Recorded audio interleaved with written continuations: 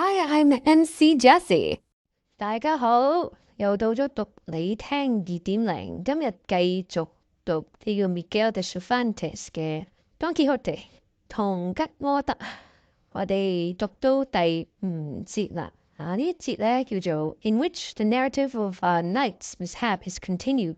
咁似乎呢個 Don Quixote 嘅不幸咧會繼續喎。睇呢個題目。咁上一回咧就講到臨尾啦 Don Quixote 可以話係口舌招搖啦，因為前一時口快，咁諗住貫徹佢自己對於佢嘅夢中情人啦、佢愛人啦嘅炫耀又好啦、讚賞又好啦對眾人，但係就惹嚟對方嘅訕笑不止咧，就繼而動武啦，爭執繼而動武啦，然之後就落得一個被毒打嘅下場。我哋睇下呢節Don Quixote點樣喺呢個困境度重拾佢自己嘅信心啊！跟住我哋交俾 Costa 同大家讀嚟聽。Finding, then, in fact, he could not move, he thought himself of having recourse to his usual remedy, which was to think of some passage in his books, and his craze brought to his mind that about Baldwin and the Marquis of Mantua, when Carlotto left him wounded on the mountainside, a story known by heart by the children, not forgotten by the young men, and lauded and even believed by the old folk, and for all that not a whit truer than the miracles of Mahomet. This seemed to him to fit exactly the case in which he found himself, so, making a show of severe suffering, he began to roll on the ground and with feeble breath repeat the very words which the wounded knight of the wood is said to have uttered. Where art thou, lady mine, that thou my sorrow dost not rue? Thou canst not know it, lady mine, or else thou art untrue. And so he went on with the ballad as far as the lines. O noble Marquis of Mantua, my uncle and liege lord. As chance would have it, when he had got this line, there happened to come by a peasant from his own village, a neighbor of his, who had been with a load of wheat to the mill, and he, seeing the man stretched there, came up to him and asked him who he was, and what was the matter with him that he complained so dolefully.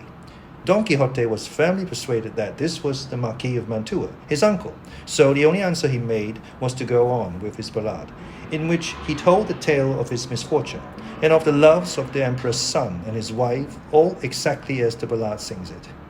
The peasant stood amazed at hearing such nonsense, and relieved him of the visor, already battered to pieces by blows. He wiped his face, which was covered with dust, and as soon as he had done so, he recognized him and said, Signor Quixada, who has brought your worship to this pass? But to all questions the other only went on with his ballad.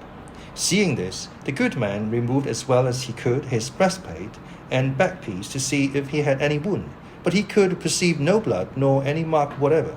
He then contrived to raise him from the ground, and with no little difficulty hoisted him upon his ass, which seemed to him to be the easiest mount for him, and collecting the arms, even to the splinters of the lance, he tied them on Rocinante, and leading him by the bridle and the ass by the halter, he took the road for the village, very sad to hear what absurd stuff Don Quixote was talking. Nor was Don Quixote less so, for what with blows and bruises he could not sit upright on the ass, and from time to time he sent up sighs to heaven, so that once more he drove the peasant to ask what ailed him, and it could have been only the devil himself that put into his head tales to match his own adventures. For now, forgetting Baldwin, he bethought himself of the more Abindarraez, when the alcalde of Antequera, Rodrigo de Narvaez, took him prisoner and carried him away to his castle, so that when the peasant again asked him how he was and what ailed him, he gave him for reply the same words and phrases that the captive Abindarraez gave to Rodrigo de Narvaez, just as he had read the story in the Diana of George de Montemayor, where it is written, applying it to his own case so aptly that the peasant went along cursing his fate that he had to listen to such a lot of nonsense, from which, however, he came to the conclusion that his neighbor was mad, and so made all haste to reach the village to escape the wearisomeness of this harangue of Don Quixote's,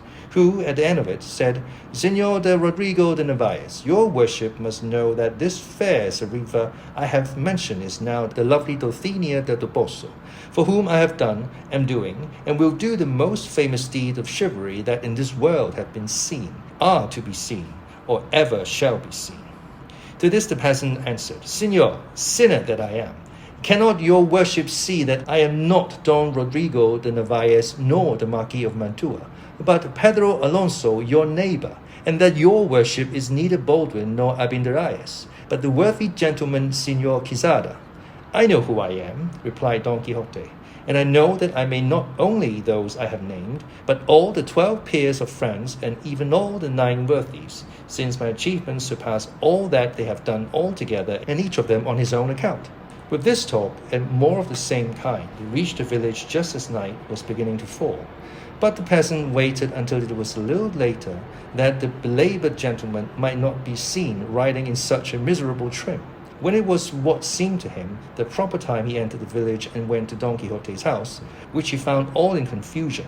And there were the curate and village barber, who were great friends of Don Quixote, and his housekeeper was saying to them in a loud voice, What does your worship think can be befallen my master, Signor Licentiate Pero Perez? For so the curate was called. It is 3 days now since anything has been seen of him, or the hack, or the buckler, lance, or armor. Miserable me! I am certain of it, and it is as true as that I was born to die, and that these accursed books of chivalry he has, and has got into the way of reading so constantly, have upset his reason. For now I remember having often heard him saying to himself that he would turn knight-errant, go all over the world in quest of adventures. To the devil and Barabbas with such books, and that have brought to ruin in this way the finest understanding there was in all La Mancha. The niece said the same, and more. You must know, Master Nicholas, for that was the name of the barber. It was often my uncle's way to stay 2 days and nights together, poring over these unholy books of misadventures, after which he would fling the book away and snatch up his sword and fall to slashing the walls. And when he was tired out, he would say he had killed 4 giants like 4 towers, and the sweat that flowed from him when he was weary, he said, was the blood of the wounds he had received in battle. And then he would drink a great jug of cold water and become calm and quiet, saying that this water was the most precious potion which the sage Asquith, a great magician and friend of his, had brought him.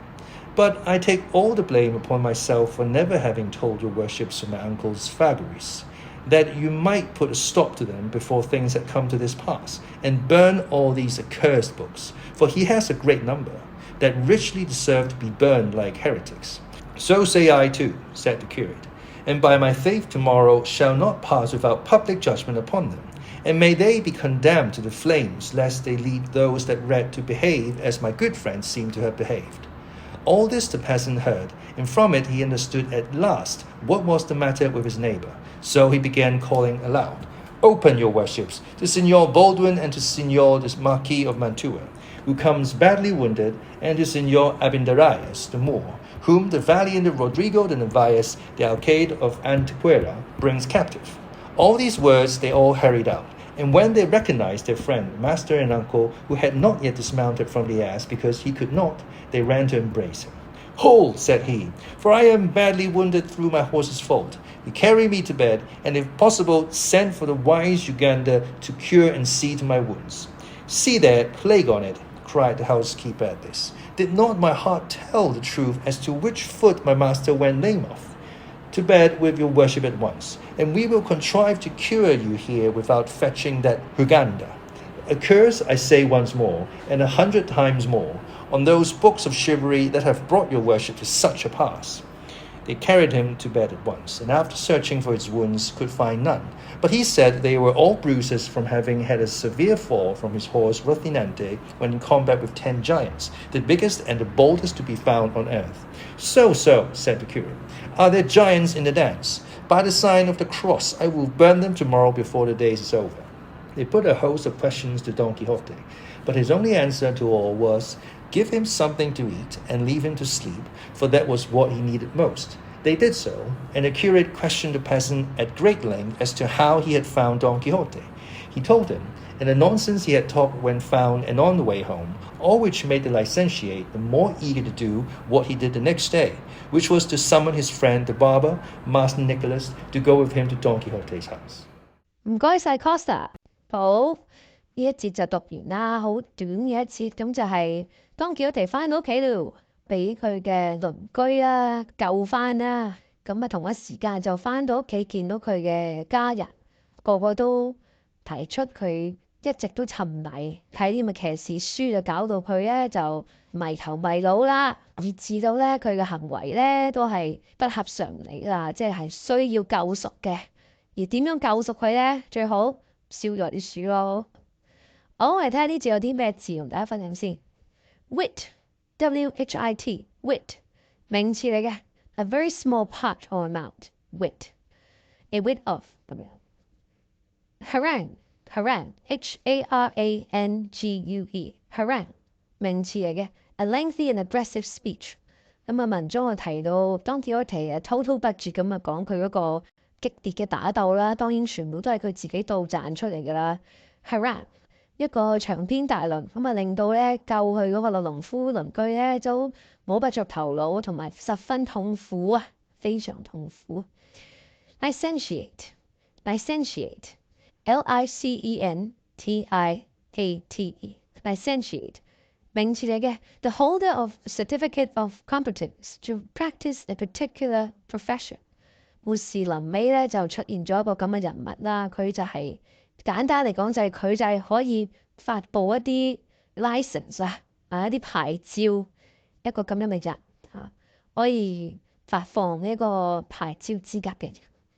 好，我哋下一次再睇下 Don Quixote 咧點樣翻身啦，點樣可以重拾佢嘅騎士精神啦，定係俾人燒嗰啲書之後，佢會從此咧就一蹶不振呢？我哋睇下下一回係點樣。If you like this video, make sure to comment, like, share and subscribe. Adios.